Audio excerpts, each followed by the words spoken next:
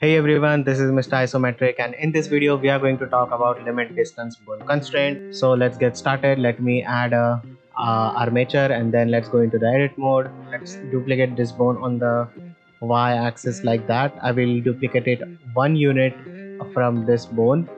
Now I'm keeping this at 1 unit so that we have a clear understanding of this constraint. So I will turn on the names and then axis because I like to see the local axis go into the wireframe. Now we can see in the wireframe the local axis of each bone. Now this is important whenever you are adding the constraint. I will also do one thing. Let's go into the object mode and let's also add in a curved circle. Now this curved circle is just for reference. We don't need it to use this constraint. So I will select my bones and go into the pose mode. Now over here to add the constraint, let's click on the bone constraint tab and then let's add in limit distance.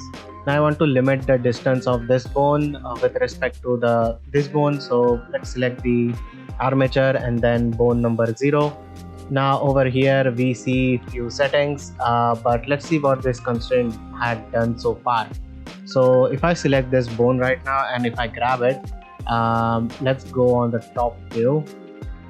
Okay, now if I grab this bone by pressing G and then if I start moving it randomly, you'll see that it is confined in between this 1 meter threshold. Now as you can see, the bone is not moving beyond this 1 meter threshold, and it has nothing to do with this circle. By the way, I have just kept that as a reference. Now if I move this bone, you will see that it is staying inside it. Now I can either make this move with either the head reference or as a tail reference of my target bone. So now let's go into the side view and let's see what happens. Now if I grab this, you'll see that my bone, it is now confined with the reference to the tail. Now what has happened is, before when it was on the head, let me go into the object mode and then let's rotate this like this. Okay,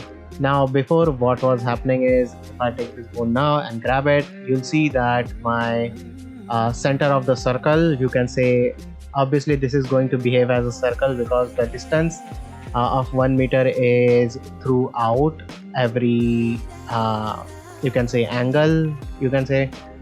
So yeah, it kind of makes a circle. So now what happens when I change this from head to tail? So if I make this tail, this circle, it moves above like this. And now if I go into the pose mode and grab the bone number 1, and if I move it, you'll see that it is confined in between this circle. So that's how head and tail works. Now I'll just move it back to the head so that it is more easier to understand. Let's move this curve down again. Okay, now the next setting is the distance. Now obviously this distance, if I make this smaller or bigger, it is going to be that. Now if I make this suppose twice, like 2 meters, now you'll see that it is being confined in between 2 meter threshold with respect to this target bone, which is our this bone. Now let's make this 1 again. Now the clamp region is really interesting and it's really fun to use. Now as you can see, my constraint bone is inside the circle. Okay, like inside the 1 meter threshold. Now if I change this to outside, my bone is now confined to the outside 1 meter, and now I cannot actually move this towards the bone. Now as soon as it reaches the 1 meter threshold, it just doesn't want to go near the target bone anymore. So as you can see, it is being confined like that.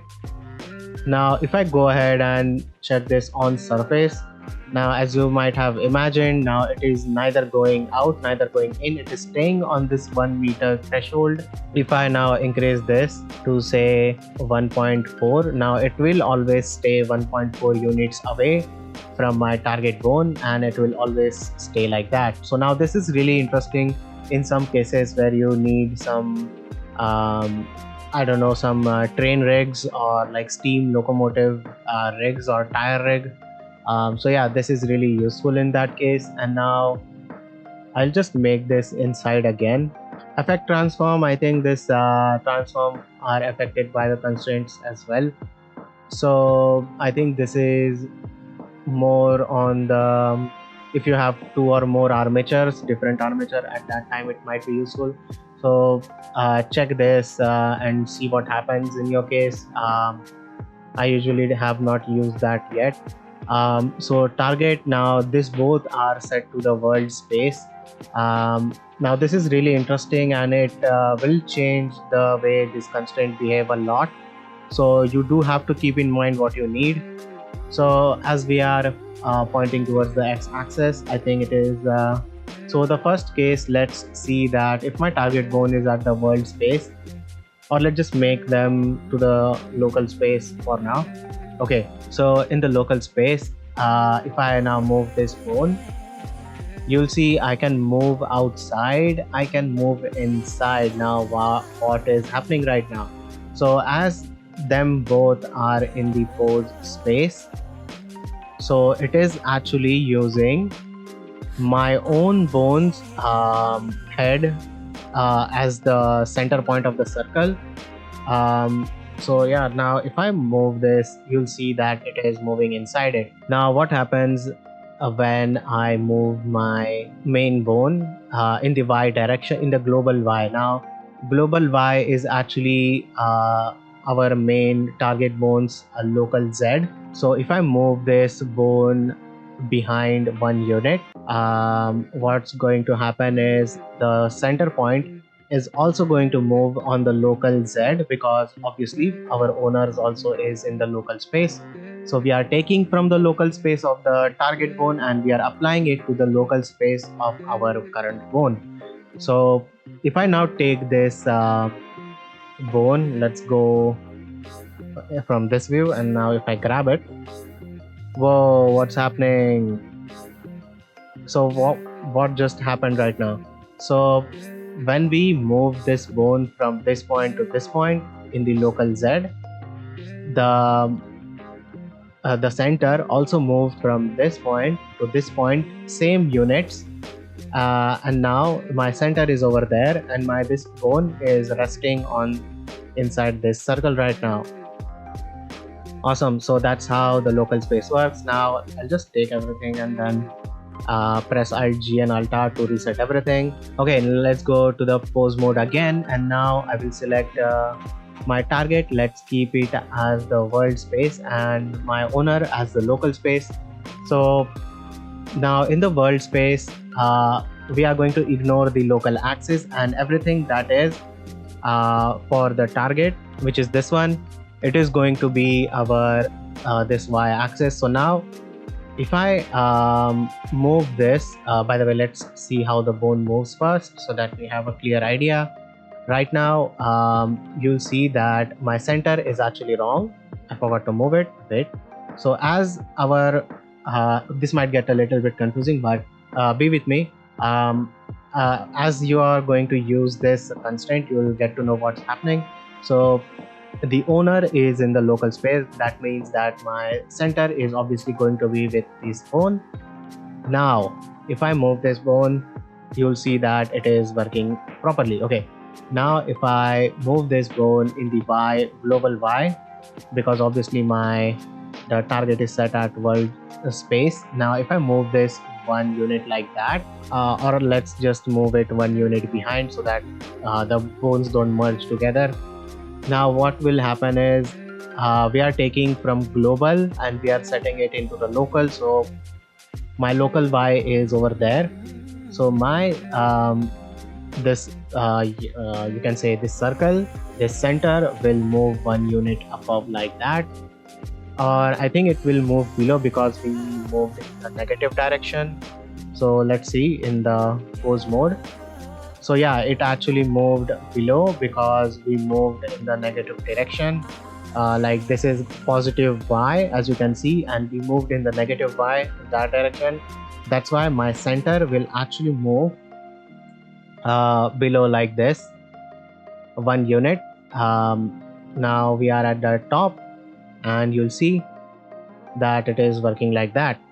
Awesome. Now I'll just select everything, Alt G, Alt R. Again, let's reset this to the center like that.